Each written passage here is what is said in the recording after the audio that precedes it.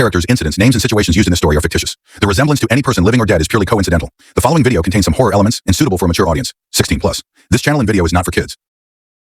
Hello friends, I am Aryan and welcome to our channel Midnight Horror Stories, where you get to hear true and scary ghost stories. In our channel, you will get to hear true and scary stories every Tuesday and Saturday. But before starting the story, all the friends who have come to this channel for the first time, please subscribe to the channel, and if you like the story, then definitely introduce yourself in the comment section. Then, let's do not take much time and start our story quickly.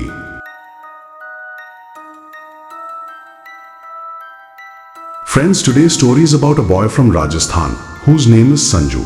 So let's now hear the story from Sanju's point of view.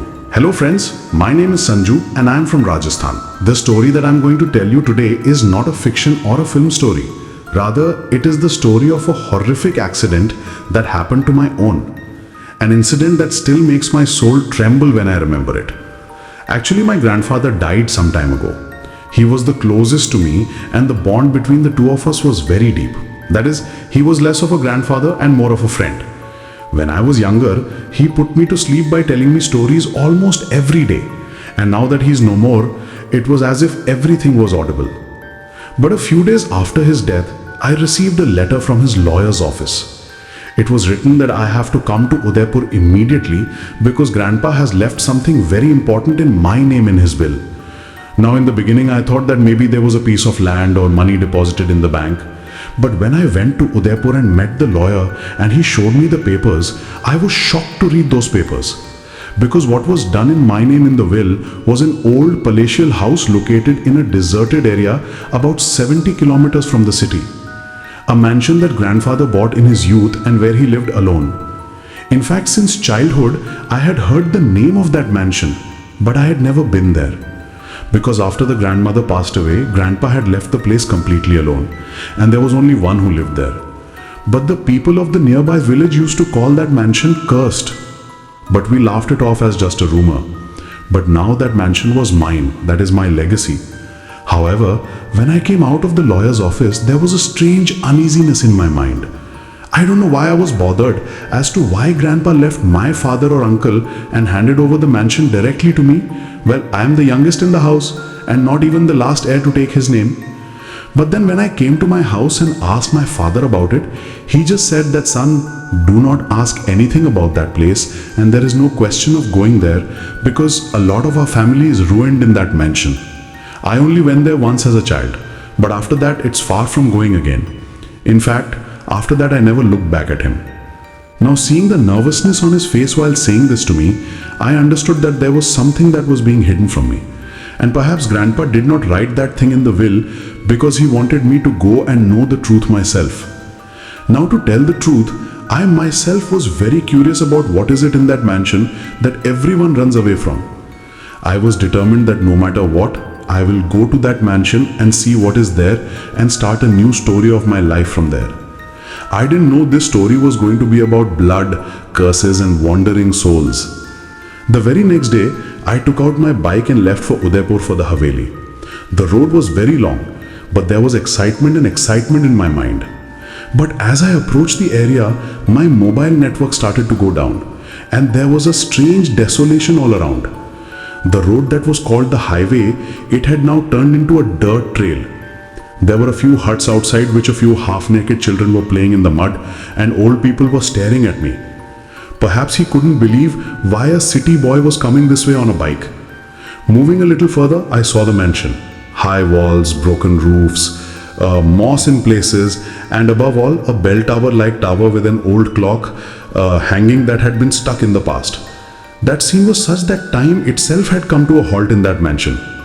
Now, as soon as I reached the gate of the mansion, the iron door opened automatically with a strange sound. That is, as if someone has waited for me to knock. As soon as I entered, a smell surrounded me. Some smelled like burnt wood and some smelled like bamboo, iron, like the smell of old blood. Now the sound of my bike was echoing in the courtyard of the mansion, and that silence was slowly telling me. I quickly took the key out of my bag and opened the main door inside to see an old gallery where old paintings were hanging on both sides. Some of their eyes were staring at me. For a moment, it felt like there was life in them. I went straight upstairs to where Grandpa's room used to be. But as soon as I opened the door of that room, the air inside was cold and heavy. The room consisted of an old bed, a table, and a black leather box. As soon as I touched that box, I felt a shock. It was as if someone had grabbed my hand tightly, but the next moment, it all seemed normal. When I opened the box, there were some old papers inside, some pictures and a diary on which was written, Mohini's Call. It was at that moment that I realized that I had come to take no longer a common inheritance. Rather, I was called to a legacy that was not alive, but she was still breathing. When I opened the box and started touching the things in it, my heart suddenly started beating. Actually, those things weren't just things. It was as if she was an incomplete story that now wanted to reach her mouth. In that box was an old diary with a white cover, but there were dark spots on it that were probably moisture or traces of time. But what I found most strange was a date, 1955. Now, seeing this name, I did not understand anything for a while because no woman named Mohini came to my mind in the house. I had never heard anything associated with this name from Grandma or Papa. But as soon as I turned the first page, my soul trembled. It was written on the very first page of that diary that if this diary is in your hand, Sanju, then understand that you have now become a part of a responsibility. And now your coming to this mansion is not just a coincidence. This call has not come to give you anything, but to take something. My hand started trembling when I read this, because my name was written in it and the dates were from the time I was not even born. That is, it was all pre-decided, or I just felt like it. I read the diary a little more, and it had the handwriting of a woman who was describing the pain of betraying her husband, the loneliness and the hardships she endured in this mansion. Every page was like a scream. There was so much anger and yearning in every line that a picture was forming in front of my eyes while reading. It was written how her husband, who was the owner of the mansion, fell in love with a woman and started ignoring her. Then the woman became pregnant and Mohini was locked up in the basement of the mansion. He couldn't find food there was no water, and one day the room itself was locked and set on fire. Those were the last words he wrote. I'm not dead, Sanju. Every part of me is now within the walls of this mansion, and whenever an heir to this mansion comes here, I will wait for him to tell him what loyalty is worth. Now, after reading that diary, my condition was very bad. My breathing was fast and a strange fear had settled in my mind. I wanted it all to be a dream, but every word he wrote was enough to blow my mind. The silence of the mansion was now giving me, and it seemed that the air in the room was becoming heavier, as if someone had seen me or someone was watching my every move. The window of the room that had been closed when it came in was now open, and the curtains were moving even without air. Just then, an old wooden door began to shake on its own from behind. The sound of its creaking was so horrible that it sent shivers through my spine. Now I understood that where I stood was not just a legacy, but a cage of an unfinished soul that has now been opened. I ran downstairs with the diary and sat in the courtyard. But as soon as I sat there, I remembered the old servant whom Grandpa used to call Dinu, and he was talked about in the village that he was a lonely man who stayed with his grandfather in that mansion till the last moment. I immediately took out my phone, but there was no network. Now the only way I had was to go to a nearby village and find Dinu and talk to him about this diary and Mohini. But before leaving, I thought I'd take a look at the cellar that was mentioned in the diary. At the back of the mansion, there was a broken path that led to a small door. The door was rusty and locked, but the locks were so old that they fell down as soon as they were lightly pushed. The door opened and a rotten stench entered my nose. It was dark inside. I took out my flashlight and started descending the stairs. The basement was very deep and there were sounds of mud, dust and termites at every step. There were some old posters and dirty utensils on the walls. But as soon as I reached downstairs, there was an old half-burnt bed in one corner and next to it was a pile of broken bangles. There were still traces of blood on the bangles. There were some black spots on the wall that were probably post-burn, and the air there was still so heavy that it was difficult to breathe. I was shaking in that place because I felt someone standing behind me. When I looked back, there was no one there, but as soon as I turned around, someone blew from near my neck, as if someone had come very close to me. In that one moment, I felt as if I had lost myself, and in a fit of frustration, I ran upwards. As soon as I came upstairs, I saw that the clock hand of the mansion was stuck in one place, and all the surrounding rooms were open which were closed earlier. Now I got out of the mansion without wasting any time and ran towards the village. My head was spinning and my heart was pounding. While passing near a peepal tree on the way, suddenly the wind picked up and a dry leaf from the tree hit my face. But when the leaf fell down, there were drops of blood in it. I immediately looked on the ground and there was no animal carcass. But it was so rotten that it was difficult to recognize anything in it now. Now there was also a fear in my mind that maybe I was still in some part of that mansion. That is, I had left from there, but that mansion had entered me. As soon as I reached the village, I asked for Dinu's address. People pointed me to a small hut which was near a peepal tree. There was an old man sitting there. Thick glasses on the eyes and wrinkles on the face are common. As soon as I told him that I am Sanju and have come from the Haveli, a fear ran through his eyes. He asked me, "Why did you go back to that place? She's not going to leave you." When I asked him about the diary and Mohini, he was stunned. Then he said softly, "Mohini was none other than your grandmother's co-wife.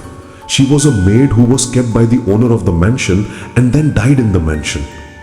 But his soul continues to wander there to this day. She had promised that whenever an heir stepped into that mansion, she would make it her own. She will tell her pain and then make it a part of that suffering." As soon as I heard him, I started vomiting. I couldn't understand where I had come from. I just came to get a will. But now it seemed that only a curse had come to my part. Now I was beginning to understand why Grandpa left the rest of his property and only named the mansion in my name. He wanted me to know all that he went through. But now I didn't even know the matter. Now the talk had begun of the curse that I had inherited. Because that night, when I was sleeping in the village, that face appeared in the dream. A burning face whose eyes were still unextinguished and whose voice was saying the same thing over and over again in my ears. "I am still here, Sanju, only for you." That night, the thing like sleep was far away from me. Actually, after the way Dinu had told me all those things, my mind was completely numb. That is, everything that I had thought was a rumor till now was slowly becoming reality, and the same question was arising again and again in the mind: what is hidden inside that mansion? Who is it that is still keeping it alive?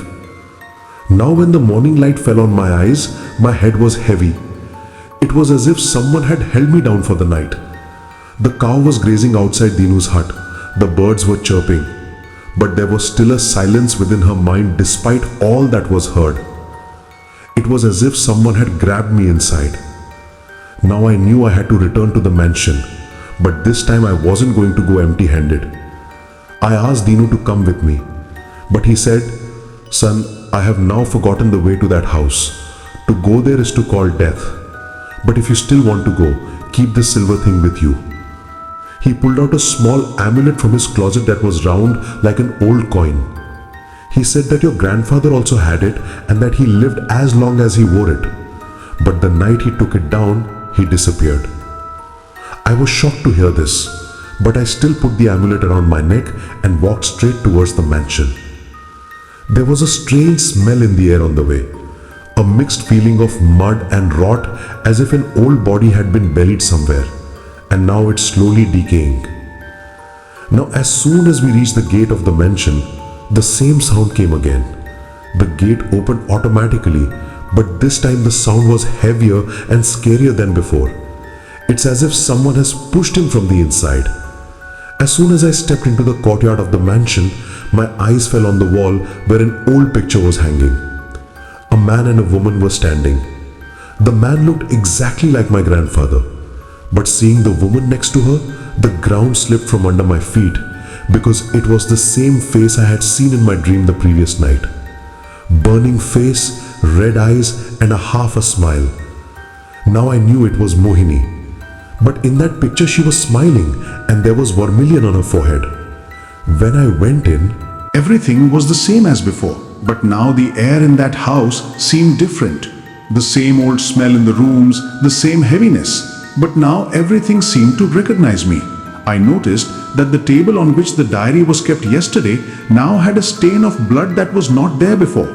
I touched the spot with my finger, so it was thick and fresh. I was scared and immediately wiped my hand. But as soon as I wiped my hands, I felt a slight burning sensation on my fingers, as if someone had placed a hot match. Now I began to feel that this house was not just a part of the walls, but of something alive. That's why once I slowly went to the back of the mansion where I saw a broken door. It was dark as soon as we entered from there. When I turned on the flashlight of the mobile, there were some strange marks on the walls. Some triangle-like symbols, some blood stains, and some dried flowers were hanging. Now it seemed that someone had done some kind of tantric action here.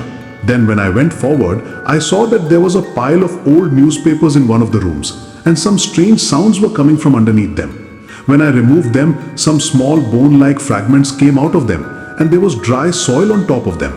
Now my breath started to catch. When I flipped through the newspaper, it said that the mysterious death in the family of the local landlord, wife and children missing. Now I began to understand clearly that the Mohini about whom I had written in the diary had not died alone. Maybe he had taken someone with him. I was about to leave the room when a loud noise came from the wall of the mansion. It's like someone has hit a hammer. The sound was so loud that my ears started ringing. Now I looked scared, and a handprint was emerging on the wall in front of me. Slowly, it was as if someone had put their hands on the wall from the inside. The scar was made of blood and was emerging towards me. I panicked and stepped back and focused the flashlight on him, and the scar slowly disappeared. Now my body was wrinkled. I ran up the stairs and went straight to Grandpa's room. The air there was even heavier than before. When I saw his picture hanging on the wall, it seemed as if his smile was slowly disappearing in that picture. Now I felt that I could not stay here for long, but at the same time, there was the sound of someone's footsteps near the door. Those steps were very slow, like someone walking barefoot. Now I went to the door and stood and saw that no one was there, but there were wet footprints on the floor. The marks were coming towards the inside of the room and stopped where I was standing. I got goosebumps. Then I saw someone's shadow from behind. When I turned around, there was a faint shape in the air, and with it came a very faint sound. Sanju? That voice was so cold that it was as if someone had put ice directly in my ear. I tried to shout loudly, but the voice didn't come out of my mouth. My breathing was fast and my legs were numb. Then the candle on the table lit up on its own, and in that light I saw something written on the wall. Those words were, "The sacrifice of one in every generation." Now I fully understood that this mansion was not built by the death of a single person. This mansion itself is the house of death, and perhaps the grandfather may have been part of a sacrifice as well. At that time, I got a call on my mobile. Despite not having a network, the name appeared on the screen. I was surprised to see my girlfriend's name because she didn't know anything about this mansion. I immediately picked up the call, and there was only a whisper from the other side. No one was talking. It was just the sound of breathing. I asked nervously, "Sia, where are you?" Then suddenly that voice said, "I am here, Sanju, behind you." But even after hearing this, I couldn't muster up the courage to turn around. But when he turned his head gently, there was really Sia standing there. Same sari, same face, but her eyes were red and there was a strange smile on her face. "I asked you how you got here. She just said she couldn't leave you alone." I thought maybe he had followed me, but as I looked at him, his appearance was changing. His eyes were now becoming deeper and redder, and his lips were bleeding. She came close to me and said, "This mansion is ours, Sanju. This is not going to leave you now." Then she grabbed my arm and said, "Come down with me. I want to show you something." Now I started walking with him, but my heart was beating every step of the way. As soon as he reached the bottom, he opened the door of the basement and said, "Look, this is all the history of your blood." As soon as I looked inside, I saw that there were pictures of our entire family hanging on the wall of the basement, and there was a red mark under each picture. But at the last end was my photo, which was taken a while ago, because I was wearing the same clothes that were on my body today. Now the ground slipped under my feet. I looked at Sia, and she slowly started to transform into the same woman. The same burning face, the same distorted eyes, the same laughter. Seeing all this, I started to retreat in fear. But then the door to that basement closed by itself. Darkness spread inside, and only her voice could be heard. She said that this mansion is made of my blood. Your grandfather burnt me alive, but now every heir will have to give his share. I won't kill you, Sanju. I'll keep you with me forever. And that's when he raised his hand to my face. His hand was as hot as fire. I screamed in pain.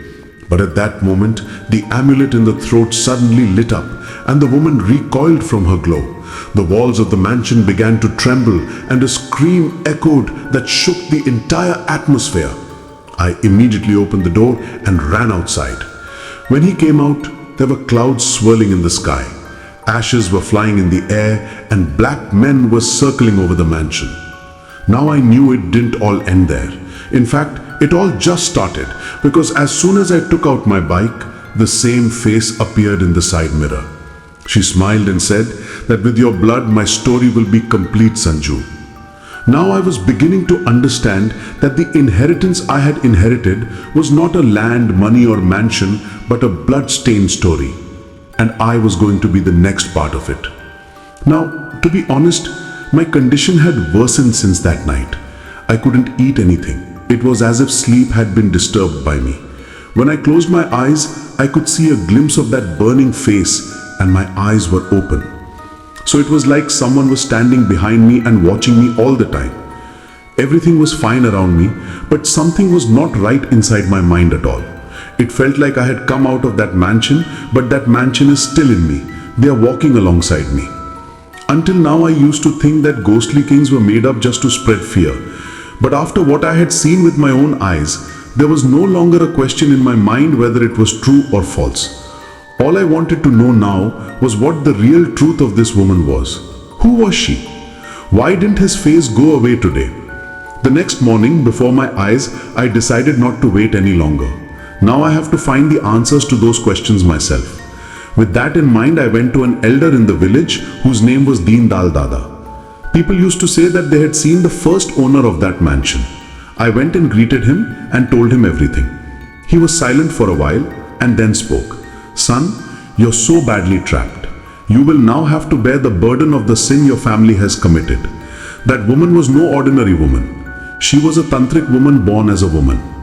Her name was Rupmati, and it is said that she was a great seeker of Kali Vidya in her time. She had subdued many Nawabs and princely states. But then one day your grandfather noticed her and kept her in the mansion. Listening to Dayal Dada's words, I was looking at him for a moment.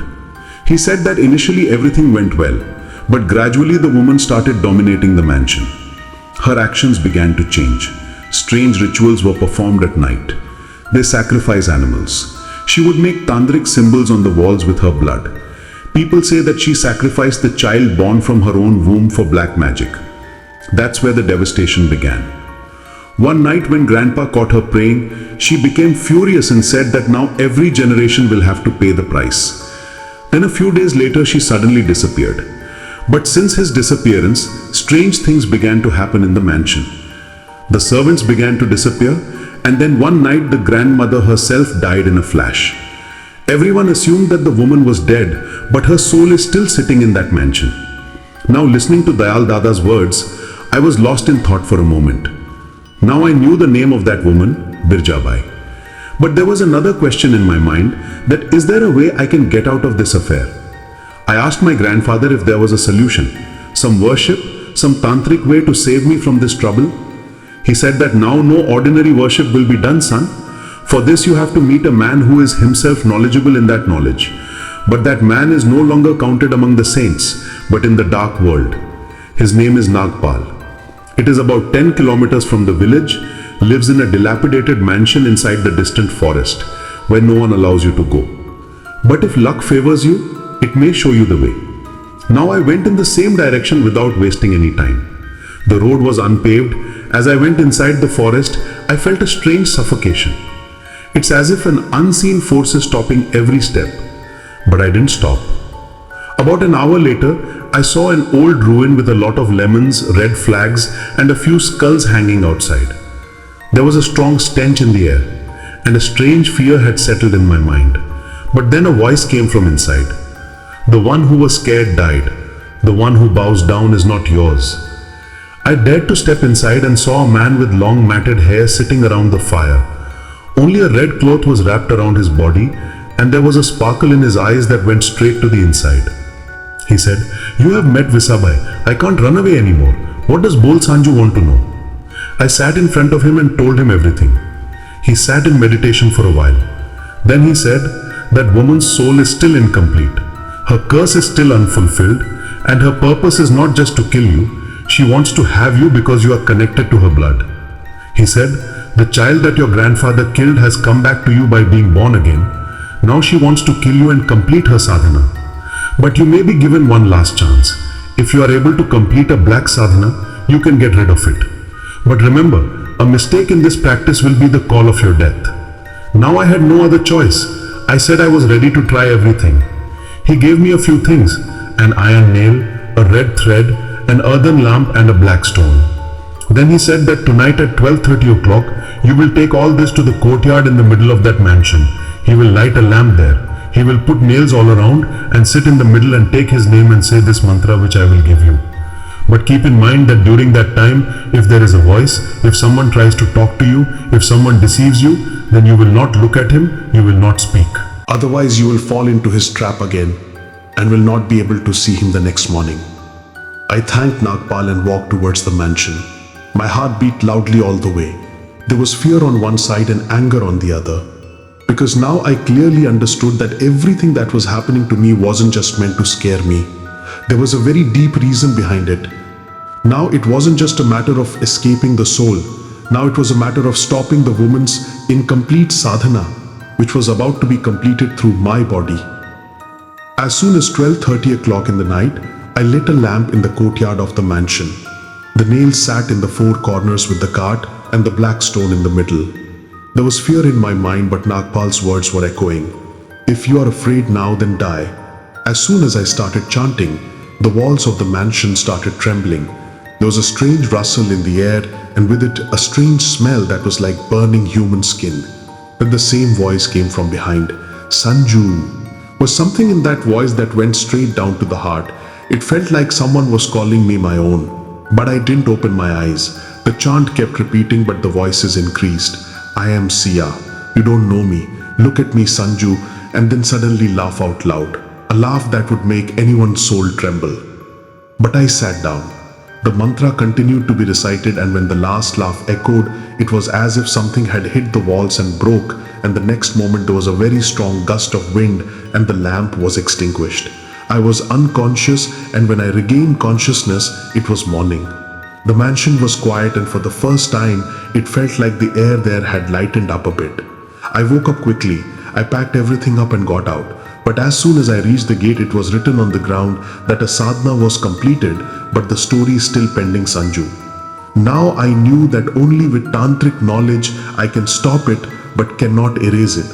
And if I want to get rid of this affair forever, then I have to go to that woman's past and know the truth about it. It's running in my blood, and I have to be the one she fears to finish this game. His unfinished truth.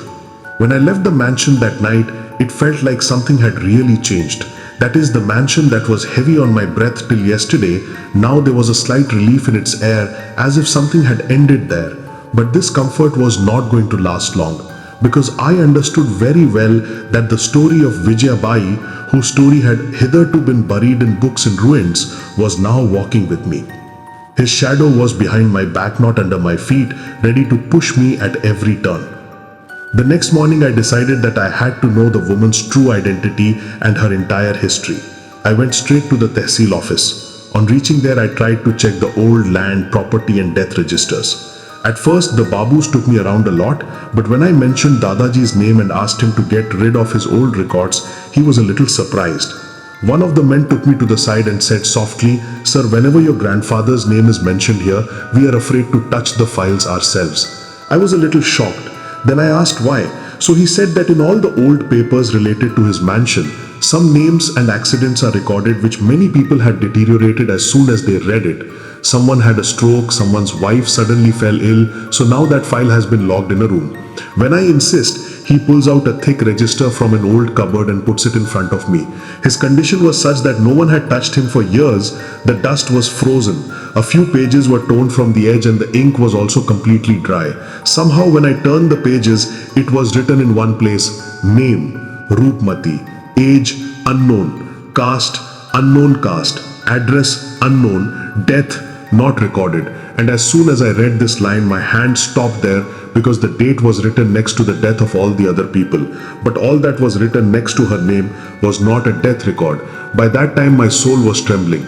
That is, the death of the woman who came to this mansion 70 years ago is not recorded in the government papers till date. I saw another small register right next to that register.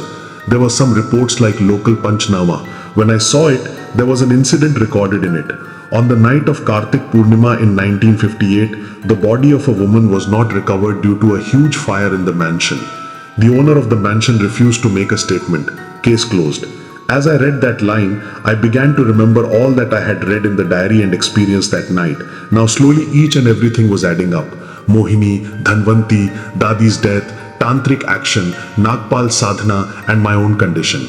And when I reached the last pages of the register, there was a paper written by my grandfather's hand in which it was written that if this paper falls into the hands of any of my heirs, then understand that you are not only mine but also his blood. It's not just my breed in you. You are also a part of him who did not burn in the fire but became fire. At that time, my head was spinning. What was it about? Am I related to that woman? Did something happen between grandpa and him that was hidden? Am I a reincarnation of him or his child whose truth was buried by all, but he didn't die himself?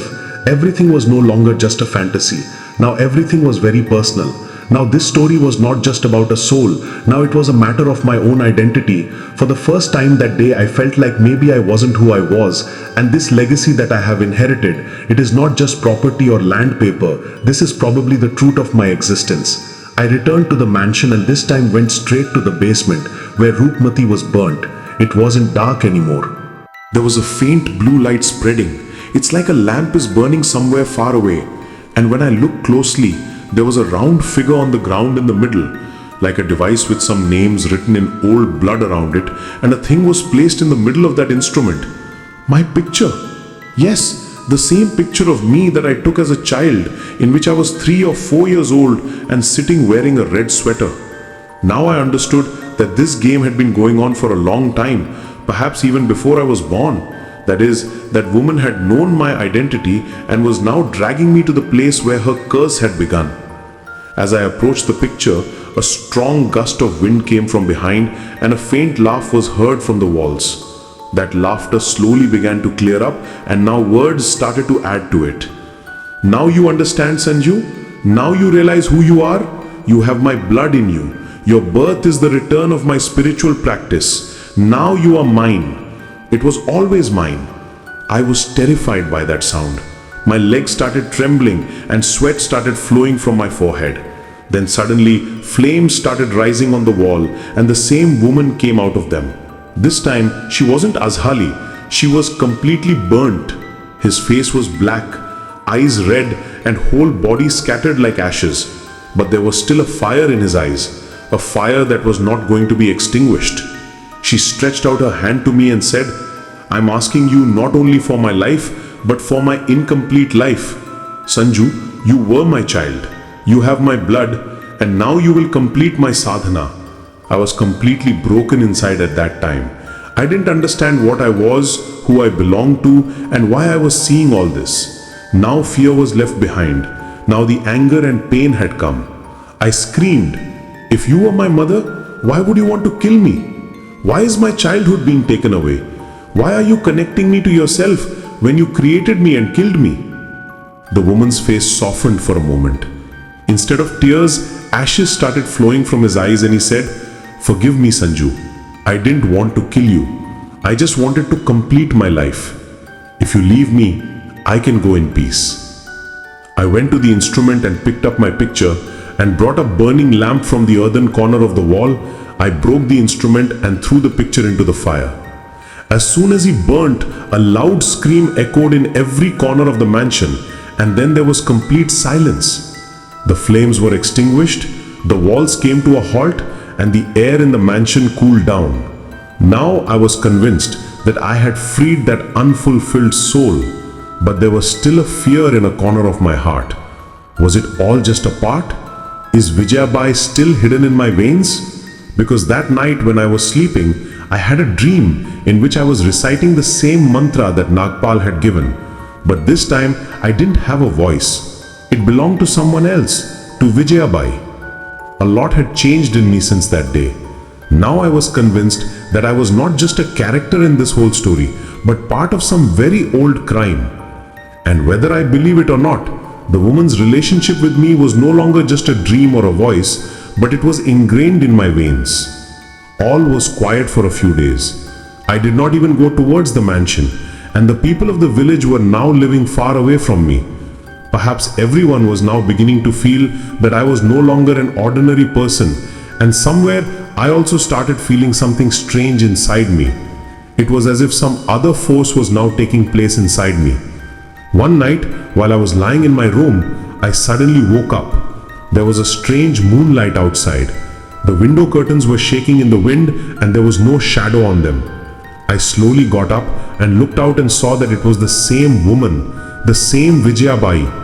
This time there was no anger on his face, neither was she burning, but there was a calmness on her face.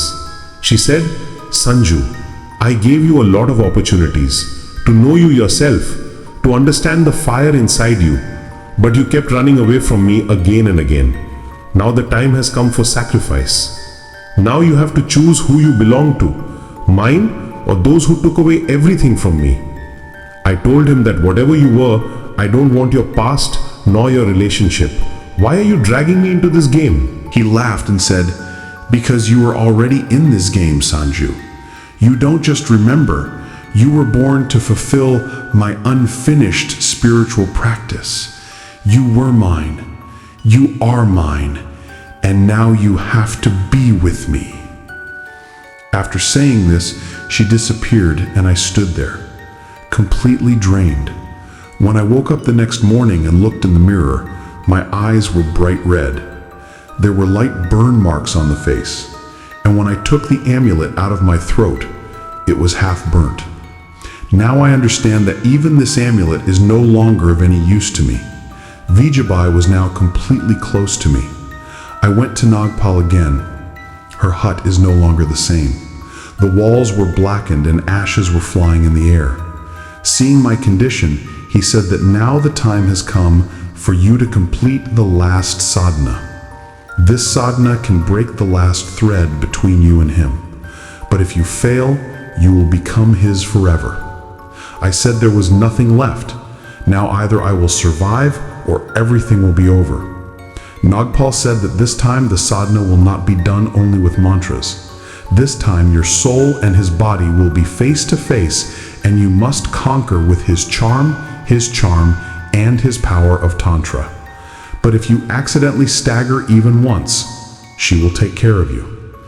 He gave me a black trident that was made of iron, but it seemed like it was centuries old. There was a little blood on his tip. He said this trident will protect you last, but you have to wield it when it is at full strength, when he wants to reconcile his body and soul with you. That night I went back to the mansion. A faint blue light was visible in the middle of the courtyard, and hundreds of bangles were broken around it. It's as if someone has kept the decoration for years. As soon as I approached that light for a particular night, all the doors of the mansion closed themselves and I heard his voice. "Sanju, you had come for me." Now she was standing in front of me. But this time it wasn't Rupmati. She came in the form of Sia. My Sia was wearing the same clothes she wore that night I first met her, and her eyes were not the same as before. Among them was Vijayabai. He held my hand and said, "Come on, Sanju. Today I will give you the happiness that no one has given. Today my incomplete sadhana will be completed by you, and then you and I will become one." I trembled, but the trident was in my hand. She gently stroked my neck and said, "Look, now you are mine. Come into me, and let me come into you." The heat emanating from her hands, her voice was like a tantric charm standing in front of me. But then I remembered my mother's words, Grandma's screams, and the corpse of the half-burnt child I had found in the register. I gathered the strength inside me, and when he tried to hug me, I pushed the trident into the center of his chest at that same moment. She was completely silent. His eyes widened.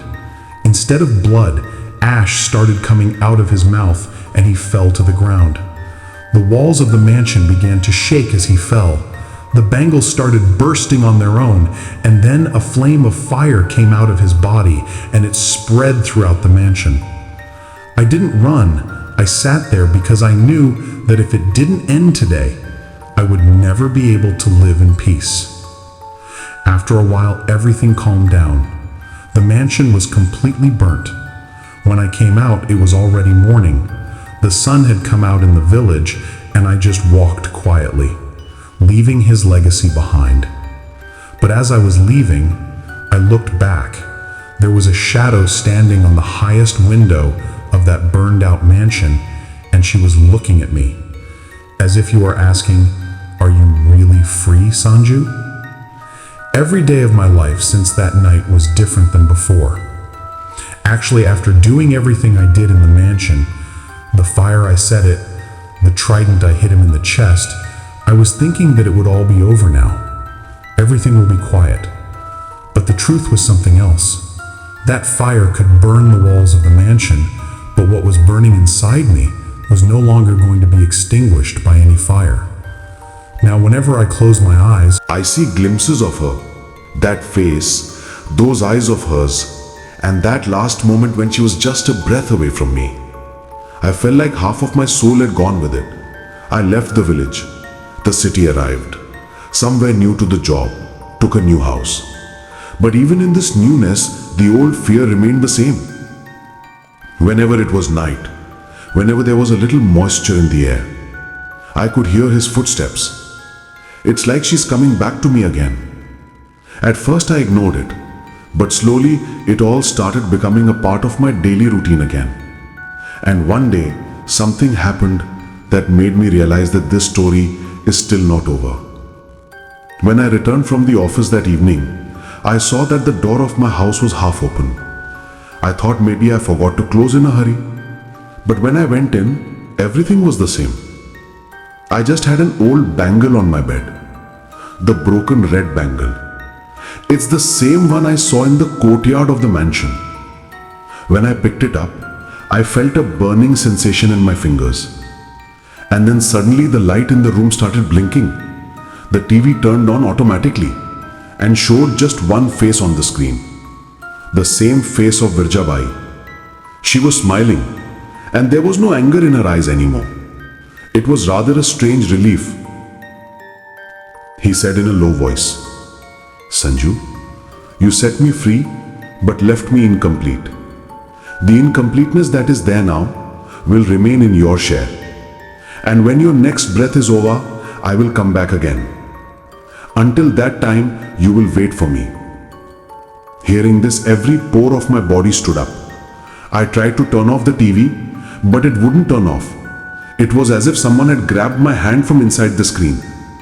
Then a few seconds later, the TV turned off on its own, and there was silence in the room. I stayed awake that night. All the lights were on, but I felt that every wall of my house had become like the mansion. When morning came, I decided that there was no point in running away from all this now. I have to finish myself now, so that this game is over forever.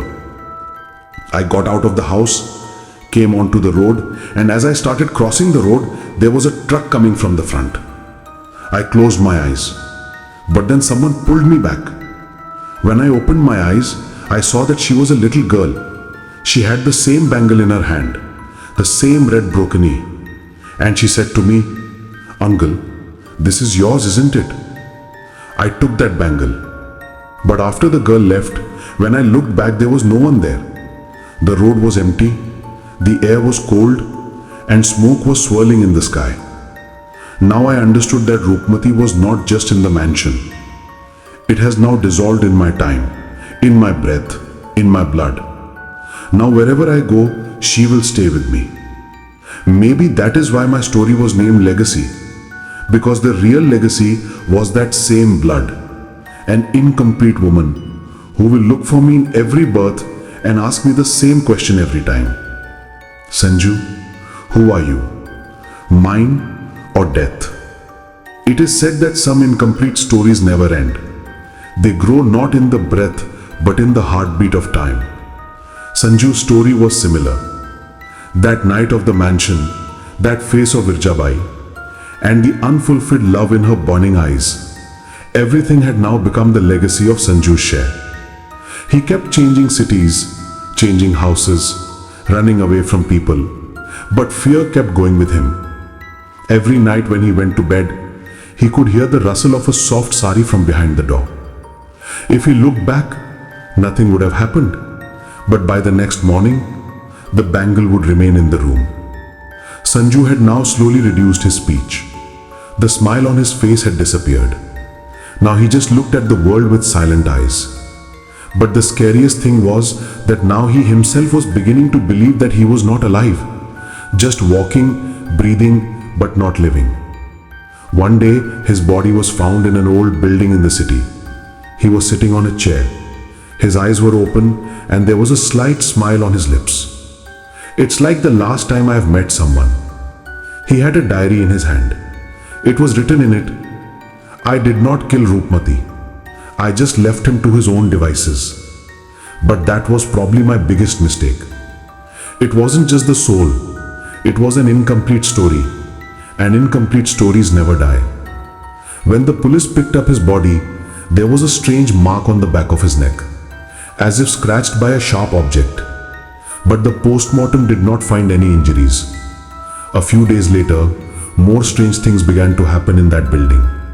Sometimes someone would hear the sound of red bangles. Sometimes someone would see a woman wearing an old sari peeping down from the roof. And then slowly the building was closed. But those who used to live there still say that sometimes at night they hear a woman's laughter from their walls, which suddenly turns into a scream, and when they look out the window, they see a glimpse of an old mansion in the building in front of them, which was never there before. People are now calling the building a heritage, because whoever comes there leaves something unfinished and never comes back. After Sanju's death, his wife received a letter which was not in his name, but in the name of his son. "When you grow up, I will call you myself, because this legacy will pass on to you." And that is perhaps the most terrifying truth of horror stories.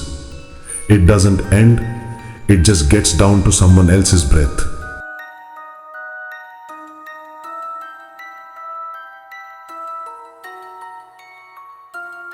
So friends, this was our story today. How did you like the story? Please do tell me by commenting in the comment box. And also, those who haven't subscribed to the channel yet, please subscribe to the channel. Take care of yourself and your family. I will meet you soon with a new story. Thank you.